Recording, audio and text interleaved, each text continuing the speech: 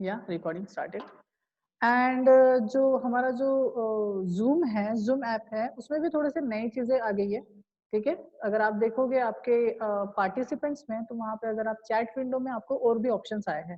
ठीक है, तो कोई अगर क्वेश्चन है जिसमें यस नो अगर आपको करना है, तो आप डायरेक्टली वहां पे यूज कर सकते हो रादर देन टाइपिंग। सेकंड, अगर ज्यादा ही स्लो जा रहा हूँ मैं, तो आप वहाँ पे गो स्लो गो फास्ट का ऑप्शन यूज कर सकते हो। अगर मैं ज्यादा ही फास्ट भाग रहा हूँ, तो आप मेरे को बोल सकते हो कि थोड़ा स्लो, तो वहाँ पे आप कर सकते हो। ठीक है, राइज हैंड राइज लो वो वाला तो आपको पता ही है, तो वो वाली भी चीजें कर सकते हो, बाकी सारी चीजें नॉर्मल। ठीक है, लेकिन यहाँ पे जैसे मैंने बताया, जो कोर्स है हमारा C++ का, वो है हमारा टोटली 6 डेज का। एंड जो लास्ट है प्रोजेक्ट रहेगा, 6 डेज के बाद एक प्रोजेक्ट रहेगा। प्रोजेक्ट के बाद मैं इंटरव्यू क्वेश्चन पूछूंगा। इंटरव्यू क्वेश्चन में टोटल अराउंड 60 to 70 क्वेश्चन पूछूंगा, जो नॉर्मली जनरल फॉर्म में पूछे जाते हैं। वैसे वाले क्वेश्चन में C++ के ऊपर, सी के ऊपर इसलिए नहीं पूछा क्योंकि सी के ऊपर क्वेश्चंस तो होते हैं एंड वो फ्री ऑफ कॉस्ट होने की वजह से मैंने उसके ऊपर ज्यादा भी मैंने चीजें नहीं बताई। बट सी के ऊपर भी हम क्वेश्चंस लेते हैं। ठीक है, जो पेड कोर्सेज होते हैं ना, उसमें हम क्वेश्चंस इंटरव्यू लास्ट में आपका कंप्लीट होने के बाद उसके ऊपर इंटरव्यू क्वेश्चंस बताते हैं कि किस तरीके से होता है। ठीक है, तो ये चीज होगा C++ में। ठीक है, C++ में मैं सी के भी क्वेश्चन पूछूंगा, बिकॉज आप लोगों ने सी का पेड वर्जन में नहीं थे, फ्री में थे, तो उनमें मैंने क्वेश्चंस नहीं दिया। तो C++ में मैं सी के भी इंटरव्यू क्वेश्चन लूंगा एंड C++ के भी। तो उसके लिए आपको दोनों के लिए प्रिपेयर्ड होना पड़ेगा। अब ये प्रिपरेशन कहाँ से करोगे? प्रिपरेशन के लिए मैं नोट्स आपको दूंगा, वो नोट्स से आपको क्या करना है, प्रिपरेशन करना है। सेकेंड, यहाँ पे अभी तक आपके लिए क्लास जनरेट होने की है, मतलब जनरेट तो किया है, बट अभी तक असाइनमेंट डालने का हो।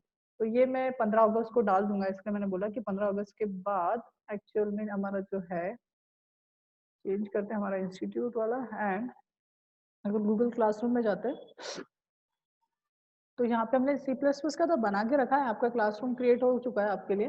अभी 0 यूजर्स है वहाँ पे। तो यहाँ पे मैं आपको क्लास कोड भले ही आज ही दे देता हूँ, आप इनरोल करके रख लीजिए। तो यहाँ पे मैं क्लास कोड आपके, ठीक है, सो आप इसको इनरोल करके रख दीजिए जैसे हमने सी के लिए किया था। सेम चीज, असाइनमेंट आपको सबमिट करना है, तभी जाके आपका सर्टिफिकेट निकल लेगा।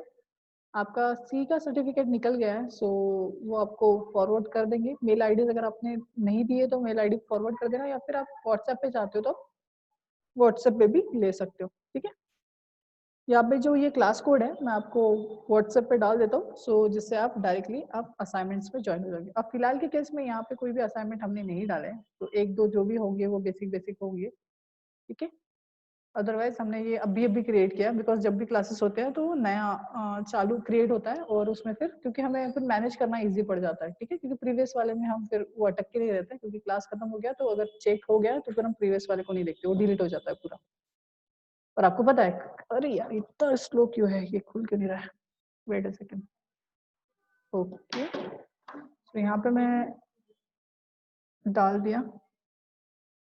सो this is a code for your assignment. तो ये आपका असाइनमेंट में आप लॉग इन हो जाओगे। देन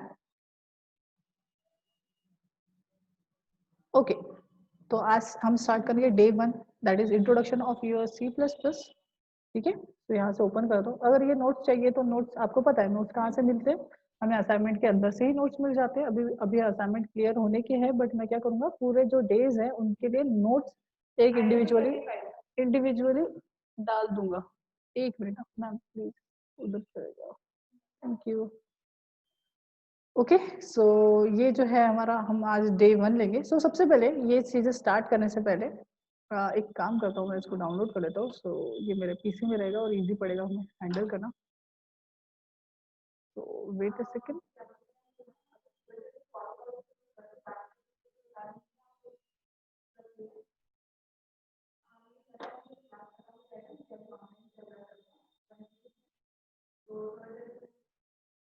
अभी नहीं बोलना, अभी रुक जाओ। ओके, तो हम सी, ठीक है, मैं वो डाउनलोड वगैरह बाद में देखते हैं इसको। ठीक है, मैं आपको बाद में दिखा देता हूँ, क्योंकि मेरे ये जो पीसी है, ये मेरा लैपटॉप जो है, ये मेरा इंस्टीट्यूट वाला है, तो इसमें मेरे नोट्स नहीं है। मैं फॉरवर्ड कर दूंगा, don't worry for notes, notes आपको मिल जाएंगे। ओके, तो चलो स्टार्ट करते हैं। हम चलते हैं पेंट पे और इसको करते हैं डिलीट, ये प्रीवियस वाला था। ओके, सो सबसे पहले तो मुझे पूछना है कि हमने सी पढ़े। ओके राइट, हमने क्या पढ़े, सी पढ़े। अभी हम पढ़ रहे हैं C++। क्या पढ़ रहे हैं अभी हम? C++। So what is difference between C and C plus plus? क्या डिफरेंस दिख रहा है अभी? बस यहाँ पे देख के आप बता दो कि यहाँ पे देख के आपको क्या ही डिफरेंस दिख रहा है उसमें। दोनों में क्या डिफरेंस दिख रहा है? पहला था सी था और अभी हमें क्या दिख रहा है? C plus plus. So what is the meaning of plus plus? क्या मीनिंग है? आपको क्या पता है सी प्लस प्लस का? चलेगा, इन जनरल भी चलेगा। तो माइक ओपन करके सर या सी फिर का extended version. Yes, extended version. Because plus plus का मीनिंग क्या होता है Mayuresh? Sir new features we can say. हाँ, प्लस प्लस का मीनिंग, ओके चलो फिर से हम एक बार देख प्लस लेते प्लस हैं। का सर मतलब वैसे तो इंक्रीमेंट होता है। बस वही तो है। ए प्लस प्लस इसका मीनिंग क्या है? अगर मैं ए को प्रिंट कराऊं तो मुझे क्या मिलेगा? 11 मिलेगा, राइट? सो दैट हाँ। Is the incremented. मतलब ये जो प्लस प्लस है इसका मीनिंग क्या होता है? इंक्रीमेंटेशन। और कितने से? 1 से। कितने से इंक्रीमेंट होता है? 1 से। तो यहाँ पे भी सी का, जैसे मयूरेश ने करेक्ट बोला, दैट इज इंक्रीमेंटेड वर्जन है सी प्लस प्लस। तो कितने से इंक्रीमेंट हुआ है? तो 1 से इंक्रीमेंट हुआ है। कितने से इंक्रीमेंट हुआ है? 1। तो यहाँ पे 1 क्या है? 1 is nothing but object oriented programming language. से समझे? So OOPS concept is nothing but object oriented programming language. जो एक कंसेप्ट है, जो एक नया इंट्रोड्यूस हुआ है सी प्लस प्लस में, वो कंसेप्ट ही एक क्या है? अपडेटेड कंसेप्ट है। ओके। सेकेंड, जो सी प्लस प्लस को जो क्रिएटर है, मतलब डेवलपर है, दैट इज बेंजामिन स्ट्रोक। ये उसी ने नहीं बनाया था, डेनिस रिची ने ही नहीं बनाया था सी को। सी प्लस प्लस को जो बनाया था दैट इज बेंजामिन स्ट्रोक। ठीक है, स्ट्रोक स्ट्रोक, आप क्या प्रोनाउंसिएशन करते हो वो आपके ऊपर है। सेम चीज ये भी वहीं पे बना था, that is AT&T bell labs में ही बना था। ठीक है, एंड 1983 में ये पूरा का पूरा कंप्लीट हो गया था। इसको हम एक्सटेंडेड वर्जन भी बोल सकते हैं।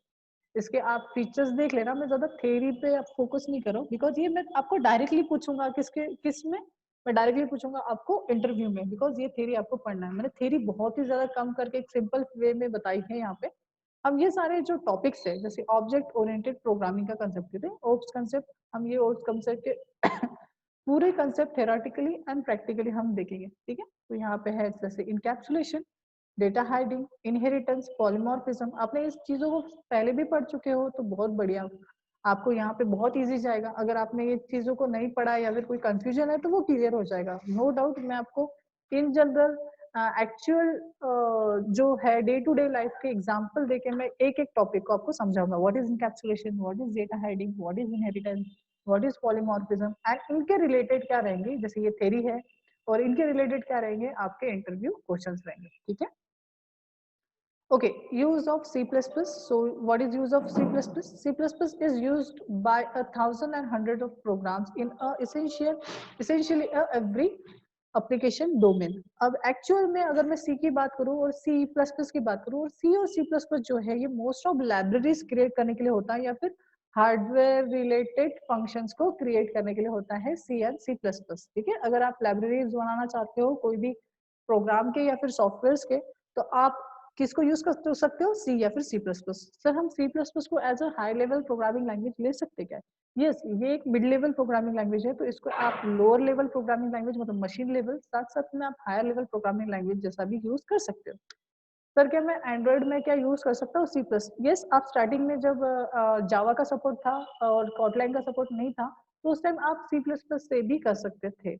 हालांकि अगर मैं डॉट नेट की बात करूं तो डॉट नेट एक फ्रेमवर्क है, डॉट नेट फ्रेमवर्क के ऊपर सी प्लस प्लस का भी कोड चलता है। सो सी प्लस प्लस अभी भी आउटडेटेड लैंग्वेज नहीं है। सी प्लस प्लस भी एक पावरफुल प्रोग्रामिंग लैंग्वेज है जिसका अभी भी यूज होता है। ठीक है, second, C plus plus is big highly use to write the device driver, जैसे मैंने बताया लो लेवल के लिए भी यूज होता है device driver, and other software that rely on the direct manipulation of the hardware under the run time condition. ठीक है, अब इसका मीनिंग यही है, अगर आप कोई हार्डवेयर वगैरह बनाना चाहते हो, ऑर्डिनो वगैरह की कोडिंग सीखना चाहते हो, ऑर्डिनो या फिर आप रास्पबेरी पाई, तो रास्पबेरी पाई में तो पाइथन की कोडिंग चलती है बट अगर मैं ऑर्डिनो की बात करूँ, ये भी एक छोटा डिवाइस है जिसके अंदर आप क्या कर सकते हो? प्रोग्राम कर सकते हो। आप बोल सकते हो ये छोटा माइक्रो प्रोसेसर है, क्योंकि वो जो चिप होता है उसके अंदर आप डायरेक्टली कोड कर सकते हो, छोटे छोटे मोटे जो ऑपरेशन है वो परफॉर्म कर सकते हो, जैसे ऑपरेट करना, ब्लूटूथ के थ्रू कोई डिवाइस को ऑन एंड ऑफ करना, या फिर वाईफाई के थ्रू कोई सीसीटीवी कैमरास का फुटेज वगैरह लेना। सो वो सारी चीजें आप ऑर्डिनो या फिर ऑर्डिनो उनो से आप कर सकते हो। ठीक है, तो उसमें भी जो कोड जाता है वो सी प्लस प्लस का जाता है, सी का भी जाता है, ऐसा नो डाउट सी का भी जाता है, because C is also a mid level language, जिसमें आप लो लेवल के भी कोड कर सकते हो, हाई लेवल के भी कोड कर सकते हो, बट वहां पे वो कंसेप्ट नहीं है जो सी प्लस प्लस में है। तो सी प्लस प्लस में कौन सा कंसेप्ट है, इकलौता एक, that is object oriented programming concept, ठीक है।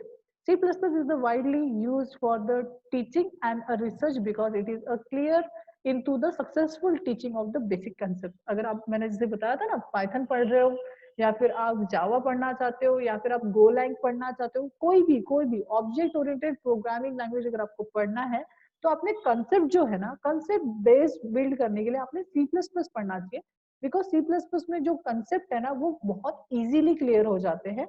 हाँ, कुछ कुछ कंसेप्ट थोड़े से कॉम्प्लेक्स है जो हायर प्रोग्रामिंग लैंग्वेज में इजी पढ़ेंगे, बट यहाँ पे जो स्टार्ट करना है ना वो काफी ज्यादा इजी हो जाता है एज कम्पेयर टू जावा या फिर पाइथन, बिकॉज ये लैंग्वेज डायरेक्टली जंप इनटू होती है ऑब्जेक्ट ओरिएंटेड पे, और वो कंसेप्ट अगर आपको नहीं पता तो आपको बेसिक थोड़ा सा प्रॉब्लम रहता है या फिर ऐसा लगता है कि मुझे ये चीज नहीं पता। बट यहाँ पे ऐसा नहीं होगा, जब आप C++ से गुजरोगे और आप जावा करोगे या फिर कोई पर्सन है जो डायरेक्टली जावा कर रहा है, तो दोनों में डिफरेंस दिख के पड़ता है।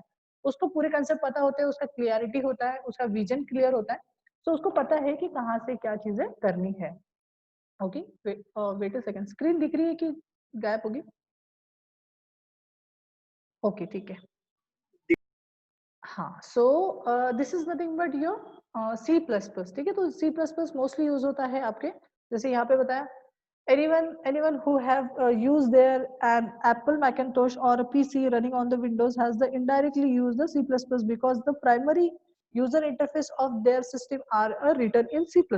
yes, उसका जो graphical user interface होता है ना, BIOS जो होता है, BIOS वगैरह में अगर आप गए होंगे, बायो सेटिंग वगैरह में, तो वो सारा जो चीज है वो C++ के ग्राफिक्स जो यूजर इंटरफेस आया था, GUI आया था, उसके थ्रू ही बना है, ठीक है। जहाँ पे आपका माउस का इंटरेक्शन नहीं होता है, जहाँ पे आप सिर्फ और सिर्फ कीबोर्ड के एरो का यूज करके आप सेटिंग कर सकते हो, प्राइमरी हार्ड डिस्क से बूट करना है या कहाँ से बूट करना है। तो वो सारा जो इंफ्रास्ट्रक्चर है, सारा जो UI सेक्शन है और बैकएंड जो है, वो सारा C++ में ही बना हुआ है, ठीक है। वो मैक का हो या फिर आपका नॉर्मल सा विंडोज ऑपरेटिंग सिस्टम हो, ये दोनों में जो उसका जो बेसिक UI है वो उसमें बना है। आप बोल सकते हो जो डॉस ऑपरेटिंग सिस्टम है उसका भी UI।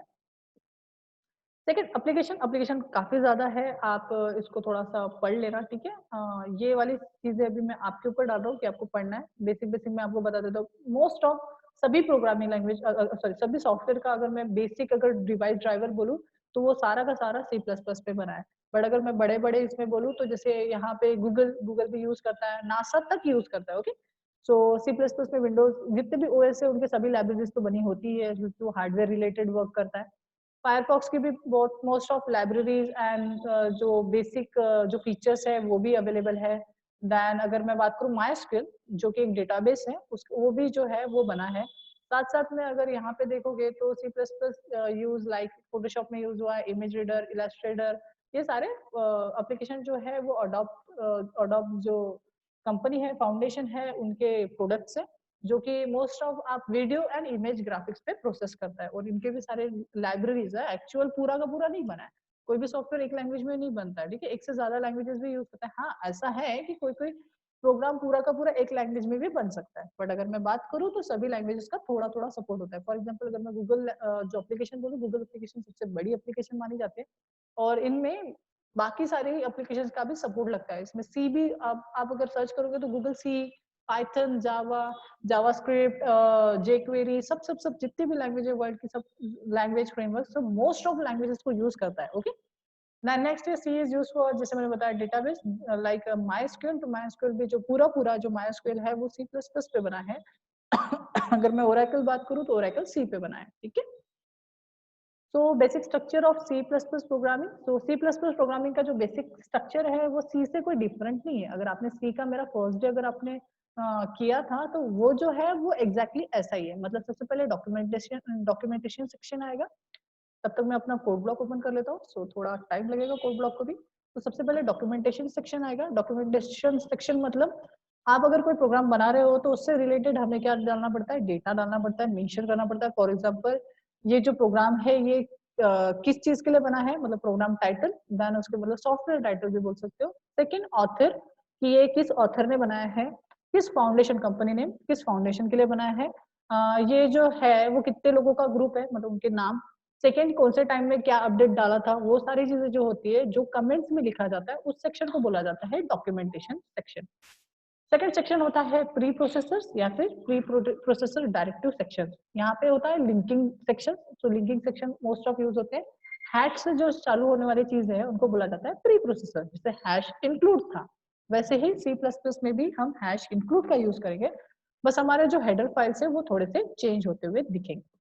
सेकंड डेफिनेशन, मतलब आप डेफिनेशन वगैरह भी डाल सकते हो, जैसे हम अगर आप क्या बना रहे हो, क्लास बना रहे हो, अभी हम क्लास सीखेंगे ना, स्ट्रक्चर तो हो गया, हम अभी क्लास सीखने वाले हैं, तो उनके डेफिनेशन लिखना, या फिर हम फंक्शंस जो है, फंक्शन चैप्टर पढ़े थे तो फंक्शन में 3 चीजें बताया था मैंने, डेफिनेशन एंड सारी चीजें, तो वो वाला भी फंडा आप क्या कर सकते हो, यहाँ पे यूज कर सकते हो।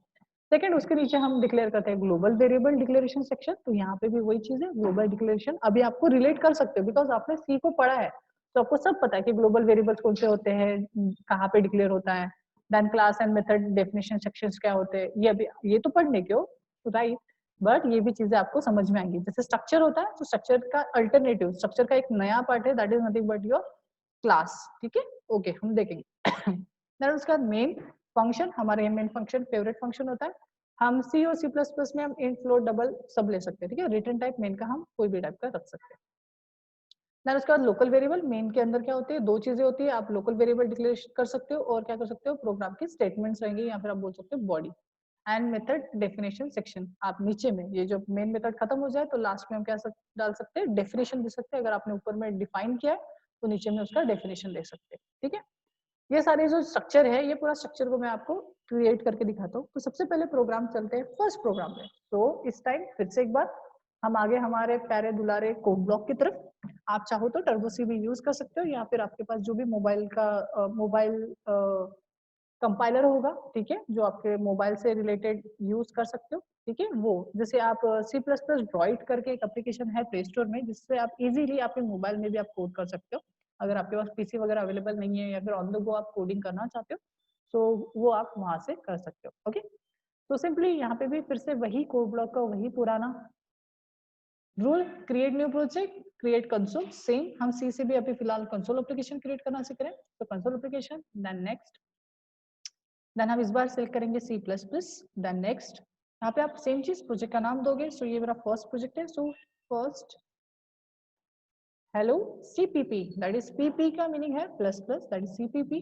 तो यू कैन सी यहाँ पे जो मेरा प्रोग्राम फाइल जो क्रिएट हो रहा है वो सेम चीज जैसा ओल्ड टाइम में होता था, दैट इज CPP, सेम चीज, कोई टेंशन नहीं है। नेक्स्ट, यहाँ पे कंपाइलर कौन सा सिलेक्ट करना, तो जिस ही कंपाइलर है जो C और C++ को सपोर्ट करता है, सो जिस कंपाइलर में C के भी हेडर फाइल्स है एंड C++ का भी सपोर्ट दिया है, सारे हेडर फाइल्स यहाँ पे भी अवेलेबल है। तो डोंट वरी, आपको कोई चेंज करने की जरूरत नहीं है, और बाकी डिबगर वगैरह को भी चेंज करने की जरूरत नहीं है। ठीक है, इसको करते हैं फिनिश। ओके, हम आगे हमारे मेन वाले इसमें मैंने डीबगिंग सी में नहीं बताया था, अभी मैं C++ में आपको डीबगिंग बताऊंगा कि किस तरीके से हम अगर प्रोग्राम को एरर है तो बीच बीच में डीबग करके कैसे देख सकते हैं। ठीक है, सो आज वाले नहीं, आज वाले सेशन में तो हम सिर्फ सी का इंट्रो, बेसिक बेसिक फर्स्ट है, ज्यादा मैं टेंशन नहीं लूंगा। ठीक है, तो ये अगर मैं ओपन करके दिखाऊं, तो जैसे हमारा जो कोड ब्लॉक है हमें एक क्या करके दे देता है, एक बेसिक सा हेलो वर्ल्ड का प्रोग्राम जो कि टेस्टिंग पर्पज के लिए होता है, वो हमें डायरेक्टली वो क्या करता है, क्रिएट करके दे देता है, जिसके थ्रू हम क्या कर सकते हैं, एक बार कंपाइल करके रन करके देख सकते हैं कि हमारा जो प्रोग्राम है, हमारा जो सॉफ्टवेयर है, कोड ब्लॉक आईडी, वो प्रॉपर्ली रन कर रहा है या नहीं कर रहा है। फॉर एग्जांपल जैसे मैंने यहाँ पे कंपाइल किया, सो यहाँ पे कंपाइलिंग हो रहा है, थोड़ा वेट ले रहा है, आई डोंट नो इतना टाइम तो लेना नहीं चाहिए, वेट अ सेकंड, ये हो रहा है कंपाइल,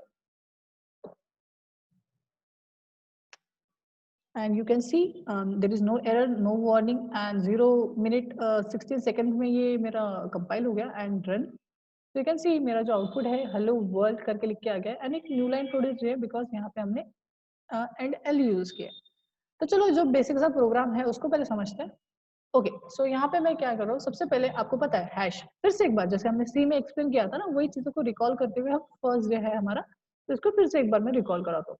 हैश यूज किया जाता है प्री प्रोसेसर के लिए, तो यहाँ से हमें पता चलता है कि ये जो जितने भी स्टेटमेंट के सामने अगर हैश लगता है तो उनको हम बोलेंगे प्री प्रोसेसर्स। क्या बोलेंगे, प्री प्रोसेसर्स। देन उसके बाद जो इंक्लूड है, ये कीवर्ड है जो कि यूज होता है प्री प्रोसेसर डायरेक्टिव्स के लिए, एंड ये कीवर्ड के थ्रू हम क्या करते हैं, हमारी हेडर फाइल्स को इंक्लूड करते हैं। हमने अगर सी की बात करूँ तो सी में हम यूज करते थे, जैसे यहाँ पे मैं लिख रहा हूँ, ये सिर्फ मैं दिखाने के लिए लिख रहा हूँ, ठीक है, मैं एक्चुअल में इसको यूज नहीं कर रहा हूँ, सिर्फ दिखाने के लिए। stdio.h यूज करते थे, क्या यूज करते थे, stdio.h। अब stdio का मीनिंग था standard input and output, and h का मीनिंग था, .h का मीनिंग था हेडर फाइल। सेम चीज यहाँ पे भी दिख रहा है मुझे, IO stream that is input output stream, यहाँ पे वो हेडर फाइल जो है वो चेंज हो गई। बट सर ऐसा क्यों, बिकॉज यहाँ पे जो थे, यहाँ पे जो कीवर्ड थे वो 32 कीवर्ड्स थे सी में, बट सी प्लस प्लस में कुछ कीवर्ड जो है वो एक्स्ट्रा आ गए, मतलब बढ़ गए, कुछ कीवर्ड्स हमें नए दिखेंगे, जैसे यहाँ पे आपको दिख रहा है ना सी आउट। ओके, सो ये भी एक कीवर्ड है, यूजिंग, नेम स्पेस, ये भी सारे क्या है, कीवर्ड्स है। ओके, सो इनमें एक्स्ट्रा कीवर्ड्स आने की वजह से कितने कीवर्ड्स आए, सो 45, एंड अगर अभी की बात करूँ तो अभी और भी चेंज हो गए होंगे। So we simply search for keywords. Okay, sir पूरे पढ़ने की जरूरत है क्या, तो no, you don't have to read all the keywords. Okay, but अगर आपको जाके चार्ट देखना है तो आप देख सकते हो, एंड उससे रिलेटेड अगर आपको कोई कीवर्ड में प्रॉब्लम है तो मेरे को पूछ सकते हो, मैं आपको पूरे कीवर्ड्स बता सकता हूँ, ठीक है, क्योंकि कुछ कुछ कीवर्ड जो है वो डेली बेसिस पे यूज नहीं होते, ठीक है। तो यहाँ पे टोटल नंबर ऑफ कीवर्ड्स लिख लेते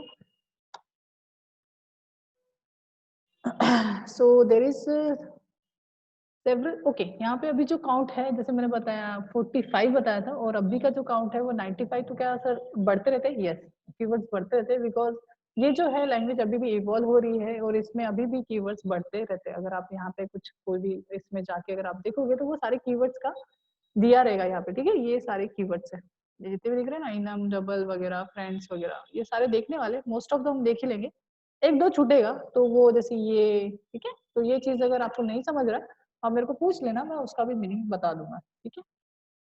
ओके, तो ये है हमारे टोटली 95, ठीक है, रिवाइज्ड वाले, ठीक है, मतलब पहले से ज्यादा हम उन्होंने डिजाइन किए हैं वो वाले हैं, ठीक है। ओके, सो ये क्या था, ये हमारा था stdio.h, जिसके अंदर क्या थे, पूरे फंक्शन, सॉरी पूरे कीवर्ड्स, मतलब बेसिक कीवर्ड्स, एंड साथ साथ में फंक्शंस थे, जैसे इनपुट और आउटपुट की जो फंक्शनलिटी है, जैसे प्रिंटफ, स्कैनफ था, वो सारा चीज का डिक्लेरेशन कहाँ पे दिया था, stdio.h में दिया था। ओके, देन अगर मैं नेक्स्ट बात करूं तो यहाँ पे हम यूज करते हैं IO स्ट्रीम। तो आपको दिख रहा होगा सर यहाँ पे मैंने .h क्यों नहीं डाला, क्योंकि ये भी तो हेडर फाइल है। तो IO स्ट्रीम जो है वो एक हेडर फाइल भी है और डायरेक्टली फाइल भी है, यहाँ पे कोई इशू नहीं है, अगर आप .h भी डालोगे तो भी कोई एरर नहीं आएगा, आप नहीं डालोगे तो भी कोई एरर नहीं आएगा, बिकॉज सी प्लस प्लस थोड़ी सी क्या बोल सकते, थोड़ी सी नेक्स्ट लेवल लैंग्वेज है, तो यहाँ पे आप h डालोगे तो भी चलेगा, नहीं डालोगे तो भी चलेगा।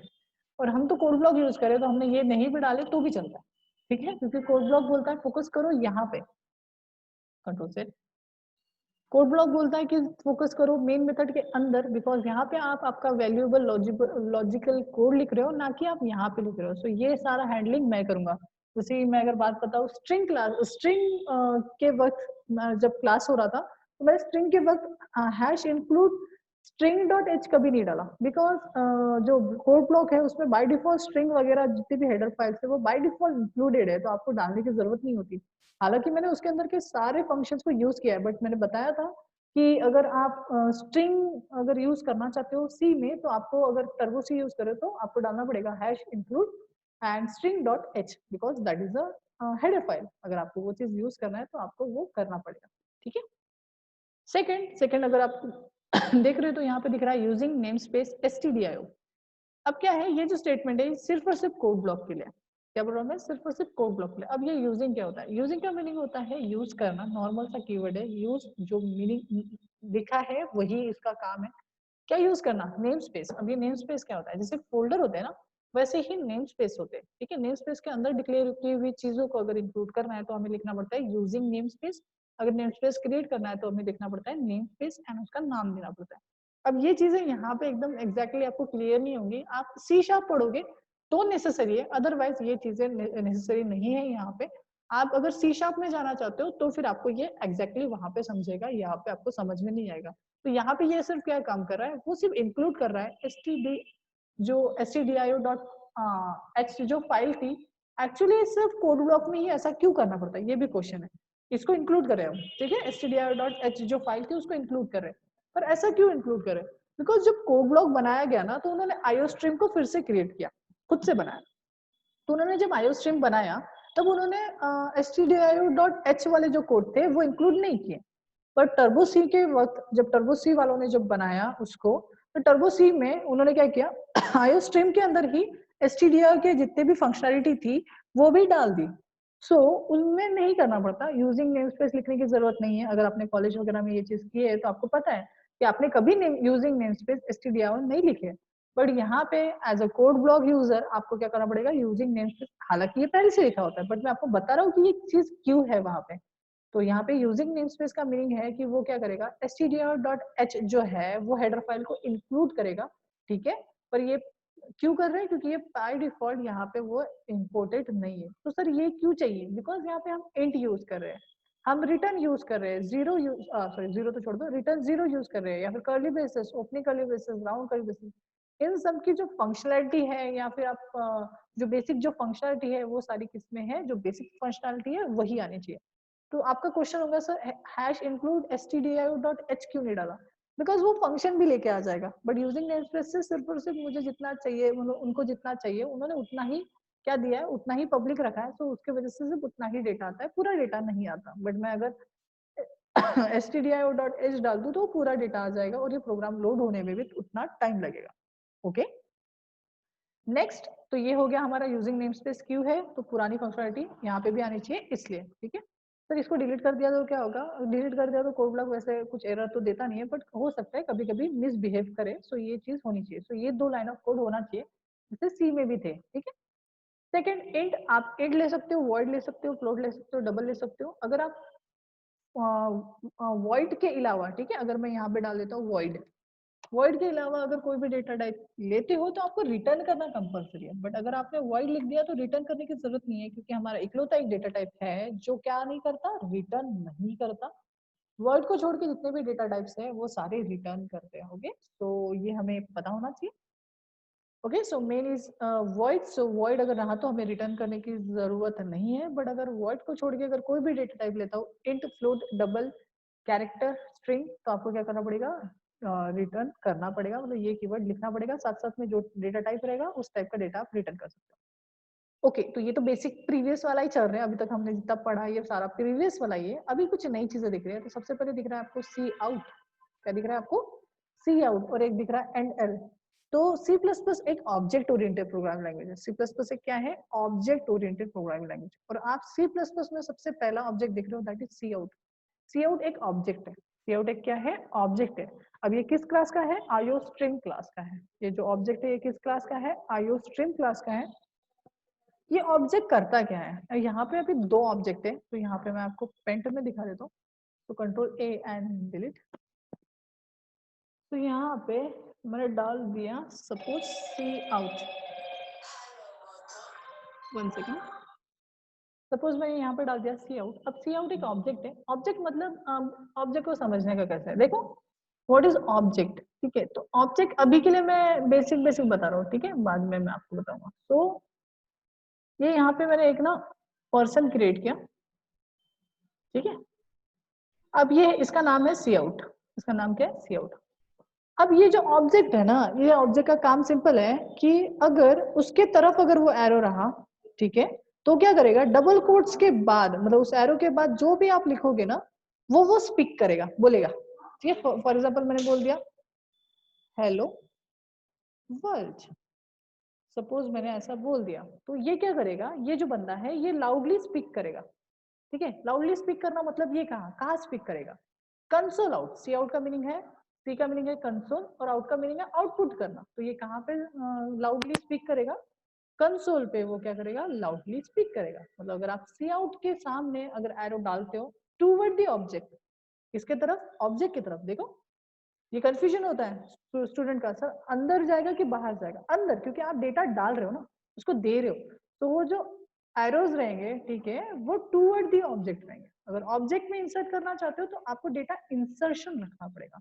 दैट्स वाई कि डेटा इंसर्ट कर रहा है, तो इसलिए इस जो ऑपरेटर है, इस ऑपरेटर का नाम डबल होता है, ओके, ट्रिपल नहीं चलेगा, डबल। ओके, सो डबल ऑपरेटर का नाम होता है इंसर्शन ऑपरेटर। क्या कर रहे हो, इंसर्ट कर रहे हो, दैट्स वाई इसका नाम उन्होंने क्या रखा है, इंसर्शन ऑपरेटर। अगर ऑब्जेक्ट के अंदर कुछ जा रहा है तो यूज करते हैं हम इंसर्शन ऑब्जेक्ट ऑपरेटर। अगर ऑब्जेक्ट कुछ दे रहा है, क्या बोल रहा हूं मैं, ऑब्जेक्ट कुछ दे रहा है, अगर ऑब्जेक्ट कुछ दे रहा है तो वहां पे यूज होता है एग्जिट ऑपरेटर या फिर आउटपुट ऑपरेटर भी बोल सकते हो, या फिर आप एग्जिट ऑपरेटर भी बोल सकते हो। फॉर एग्जांपल मैं और एक ऑब्जेक्ट बना रहा हूँ, ठीक है, कॉपी कर लेते हैं इसको और कंट्रोल वी कर लेते हैं। सो यहाँ पे और एक यूजर है, अब ये जो यूजर है इसका भी नाम देते हैं, नामकरण कर लेते हैं। सो इसका नाम है एंडल। क्या नाम है इस ऑब्जेक्ट का, एंडल। अब एंडल जो ऑब्जेक्ट है ये कुछ लेता नहीं है, इससे बाहर निकल रहा है। इससे अगर आप देखोगे एक्चुअल में तो इससे हमेशा एरो जो है ये आउटर में निकलेंगे, एक तो इधर एक तो इधर, आपको जहां रखना है वो रखो, ठीक है। तो ये आउटवर्ड है, ऑब्जेक्ट की तरफ नहीं जा रहे। देखो एरो जो है आउटवर्ड है, अगर एरो आउटवर्ड है तो ये क्या करेगा, ये कुछ देगा जो भी इसके पास है। तो एंड एल का मीनिंग होता है ending of line, line complete हो रही है तो एंड एल का मीनिंग होता है यहाँ पे वो उसका ऑपरेशन है न्यू लाइन प्रोड्यूस करना। जैसे हम स्लैश एन यूज करते थे सी में, वैसे ही सी प्लस प्लस में हम यूज कर सकते हैं एंड एल। एंड एल का काम है न्यू लाइन प्रोड्यूस करना, ये भी एक ऑब्जेक्ट है, आईओस्ट्रीम का ही क्या है, एक ऑब्जेक्ट है। तो यहाँ पे हमने सी प्लस प्लस में सबसे पहले दो ऑब्जेक्ट, अभी तक ऑब्जेक्ट नहीं समझे कि ऑब्जेक्ट क्या है, बस हमने ऑब्जेक्ट को यूज कर लिया, डायरेक्टली हमने यूज कर लिया। So C out is also the object and end is also the object. What is use of C object? C out object? It is used to print anything. If you insert anything, आप अगर insertion operator use करके कुछ भी डालते हो double quotes में तो वो डायरेक्टली क्या हो जाएगा, प्रिंट हो जाएगा। कहाँ पे, कंसोल पे आउट कर रहे हैं ना, इसलिए कंसोल पे। एंडल, एंडिंग द लाइन, क्या कर रहे हो, एंड कर रहे हो लाइन को, तो यहाँ पे न्यू लाइन प्रोड्यूस होगी। सर वहां पे स्लैश एन एक बार लगा देते तो एक बार न्यू लाइन आती थी, सर दो बार लगाते तो दो बार न्यू लाइन आती थी। सर एंडल से भी वैसे होगा क्या, यस। एंडल आप जितने बार अप्लाई करोगे उतने बार आपको क्या दिखेंगी, एक न्यू लाइन प्रोड्यूस होती हुई दिखेंगी, कोई प्रॉब्लम नहीं है। एक से ज्यादा बार भी आप एंडल डाल सकते हो। सिंगल एंडल का मीनिंग है एक न्यू लाइन, डबल एंडल का मीनिंग है दो न्यू लाइन। यहाँ पे मैंने एच डाल दिया, एच अपन मेंशन नहीं कर सकते बिकॉज आईओस्ट्रीम विदाउट एच क्या है, ओके। सो यू कैन सी यहाँ पे दो लाइन है। अब मैं कैसे डिफरेंस करूं ये, ओके क्या करते हैं हम पहले वन लाइन का देख लो।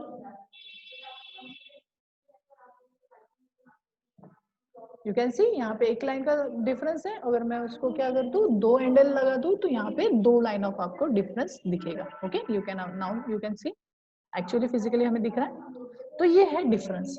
अब ये हो गया सी आउट, ओके। और एक चीज है दैट इज, अगर यूजर से लेना है तो कैसे करें, यहाँ पे तो भी आउटपुट देख लिया, अभी हम यूजर से लेंगे तो सेम चीज, मैं एक वेरिएबल ले रहा हूँ बिकॉज एनीथिंग अगर आपको कुछ भी लेना है तो उसको रखने के लिए हमें एक वेरिएबल लगेगा। तो यहाँ पे मैंने ए ले लिया। अगर आपको कोई चीज लेना है तो यहाँ पे और एक ऑब्जेक्ट है दैट इज कॉल्ड एज सी इन। तो यहाँ पे सी इन करके आप क्या करोगे, ये जो ऑब्जेक्ट है ये कंसोल से इनपुट लेता है और ऑब्जेक्ट में फील करता है, मतलब ये डेटा कहीं से ले रहा है और कहीं पे फील कर रहा है। तो इसलिए डेटा कहाँ से कहाँ फ्लो हो रहा है, डेटा का फ्लो जो है यहाँ पे लेफ्ट हैंड साइड से राइट हैंड साइड है, मतलब सी इन कुछ डेटा दे रहा है जो कहाँ पे फील हो रहा है, ए में। सर यहाँ पे फॉर्मेट स्पेसिफायर वगैरह नहीं, कोई जरूरत नहीं, ये बहुत ईजी हो गया बिकॉज हमें कोई मेंशन करने की जरूरत नहीं। कौन सा डेटा टाइप है ये वेरिएबल वो ऑटोमेटिकली डिसाइड कर लेगा, जो भी डेटा है वो उसमें चला जाएगा। सर स्ट्रिंग चला जाएगा, नहीं, वो इंटीजर टाइप का है तो वो इंटीजर टाइप का ही डेटा देगा, ठीक है। तो यहाँ पे हमने क्या किया, जो भी यूजर डेटा डालेगा वो ए में होल्ड कर देगा। रन कर दे, यहाँ पे ओके ये ब्लिंक कर रहा है। अब कैसा है, जब भी मैंने आपको बताया था जब भी आप यूजर से वैल्यू लो ना तो ऐसा मत लो, डायरेक्टली आप डेटा मत गेट करो, हमेशा क्या करो, यहाँ पे एक्चुअली वो रुका है, ठीक है, पर ये आगे वाले पर्सन को नहीं पता चलेगा। तो आगे वाले पर्सन को बताने के लिए जब भी यूजर से डेटा लेना है तो हम यूज करते हैं सी आउट, मतलब आप एक लेबल देते हो बिकॉज उसको पता कैसे चलेगा। सो यहाँ पे लिखोगे inter any number, right, and हम क्या कर देंगे, उसको एंडल कर देंगे। सो ये हो गया मेरा क्लोज, खत्म हो गया, मतलब यहाँ पे क्या होगा, ये प्रिंट होके आएगा एंड मैं यहाँ पे रन करके दिखा रहा हूँ फिर से एक बार। इंटर, अभी पता चल रहा है enter any number, okay wait कर रहा है नंबर का, ओके। सो मैं लकी नंबर डाल देता हूँ 22 एंड यहाँ पे प्रिंट हो गया। सर सही है, बट अगर मेरे को प्रिंट करना है तो वो नंबर, तो आप सिंपली ए में डेटा है ना, सो आप सिंपली क्या कर सकते हो, यहाँ पे आप ऐड कर दो तो क्या होगा, हेलो वर्ल्ड प्रिंट होगा। आप चाहते हो स्पेस के बाद आना चाहिए, यहाँ पे ये स्पेस का कोई मीनिंग नहीं है, डबल कोट्स में जो स्पेस होते हैं उनका मीनिंग होता है। सो अगर मैंने यहाँ पे स्पेस डाल दिया तो जो भी नंबर है इसके अंदर वो डायरेक्टली प्रिंट हो जाएगा हेलो वर्ल्ड के बाद, सिर्फ एंड हम रन कर देंगे। तो फिर से एक बार 22 सॉरी 2 हो गया था, कोई बात नहीं। तो you can C hello world and you can see the answer is 2 basic, okay. ये था एकदम फर्स्ट डे। सर ठीक है, एक वेरिएबल, दो वेरिएबल लेना है तो कोई बात नहीं, आप क्या कर लो, a कॉमा b कर लो। ओके, इंटर एनी नंबर, अब यहाँ पे बोल सकते हो enter two number, enter any two number, and यहाँ पे आप क्या कर सकते हो, दो नंबर लेना है, यहाँ पे सिंपली आप क्या कर सकते हो, इंसर्शन ऑपरेटर, मतलब उसी सीन के वक्त ही a एग्जिट एंड b भी कर सकते हो, ठीक है, ये भी आप कर सकते हो। सेव एंड फिर से एक बार रन, आप चाहते हो कि यहाँ पे मैं b को भी प्रिंट करा दूं, तो यहाँ पे मैं b को भी प्रिंट करा देता हूँ, तो वो चिपक के दिखेगा आपको, पहला नंबर देन सेकंड नंबर। तो यहाँ पे मैं 10 डाल दिया फर्स्ट नंबर के लिए और सेकंड नंबर के लिए 20। तो you can see, wait a second, थोड़ा सा मैं बढ़ा देता हूँ। Okay, so enter any number, so 10 and 20 and hello 10 and concat हो गया, मतलब चिपक के, कॉन्केट मतलब चिपकना, तो कॉन्केट होके 20 आया है। ओके, बट मैं चाहता हूँ सर एडिशन हो जाए तो मजा आ जाएगा, सो यहाँ पे सिंपली आप प्लस डाल दो, तो क्या हो गया, एकदम इजी, a प्लस बी, जो भी यहाँ एडिशन रहेगा वो हेलो वर्ल्ड के पीछे दिखेगा। यू कैन सी हमने अरिथमेटिक ऑपरेटर्स भी यूज कर लिया, तो 10 and 20, you can C hello world 30। तो ये यहाँ पे आके थोड़ा सा इजी हो जाता है, ऐसा हमें भी फील होता है, बिकॉज यहाँ पे फॉर्मेट स्पेसिफायर का जो फंडा है वो सारा हट गया, कि सर याद रखना, सर फ्लोट के लिए भी ऐसा रहेगा क्या, हाँ फ्लोट के लिए भी ऐसा ही, कि आप फ्लोट कर दो, ओके फ्लोट कर दो, यहाँ पे कोई चीजेस करने की जरूरत नहीं है, क्योंकि फॉरवर्ड स्पेसिफायर ऑटोमेटिकली कंसीडर हो जाएगा और जो आंसर रहेगा वो फ्लोट में कन्वर्ट होकर ऑटोमेटिकली आ जाएगा। So suppose 2.5 and 2.5 and answer is 5, you can सी, समझे कि समझे, ये चीज ऑटोमेटिकली देखो फ्लोट में इनपुट ले लिया और उसने प्रिंट कर दिया। सर कैरेक्टर के लिए भी ऐसा ही, यस सारी डेटा टाइप्स के लिए ऐसा ही है। अभी ये था आज का डे, ठीक है, डे हमारा था 1, बेसिक पढ़ा है, बाकी कोई भी डॉक्यूमेंटेशन को हमने हाथ नहीं लगाया, बेसिक सा एक प्रोग्राम उठाया और मैंने स्टार्ट किया। अभी आपका क्या टास्क है, आपका ये टास्क है आज, कल और परसों के लिए, मतलब आपको पूरा 2 दिन दे रहा हूँ, तो इतना बड़ा कौन सा टास्क है, बहुत बड़ा टास्क है, सिंपल है। अगर आपको मैं दिखाऊं तो सी आउट, मे बी मैं 5 या 10 मिनट के लिए सेशन फिर से रिवाइंड करूंगा, ओके मैं रुकना, ठीक है, तो रिवाइंड करूंगा, देन फिर मैं आपको बता दूं असाइनमेंट, बिकॉज 1 मिनट का ही टाइम बचा है, सो आपको समझ में नहीं आएगा, सो दैट्स व्हाई मैं रिवाइंड कर रहा हूँ। इससे रिलेटेड कोई क्वेश्चन होगा अभी तक तो आप मेरे को पूछ लो, मैं सेकंड वाले सेशन में उसको एक्सप्लेन करता हूँ। कोई क्वेश्चन है, yes no?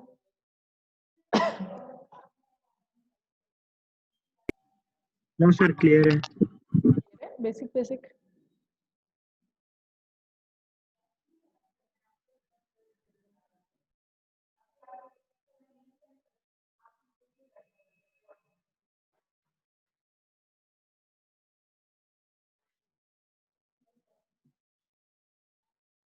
Okay, any no any questions? अगर आपके पास ये बेसिक वाले इसमें भी क्वेश्चन होगा तो चलेगा, कोई प्रॉब्लम नहीं है। एंड यहाँ पे आप स्लैश एन भी यूज कर सकते हो क्या, अगर आप चाहते हो कि ये जो आंसर है वो सेकंड लाइन में आना चाहिए तो आप स्लैश एन भी यूज कर सकते हो, जो पुराना है वो सारा आप C++ में यूज कर सकते हो। बस प्रिंटफ स्कैनफ के जगह पे आ गया, प्रिंटफ के जगह पे आ गया है आपका सी आउट, एंड स्कैनफ के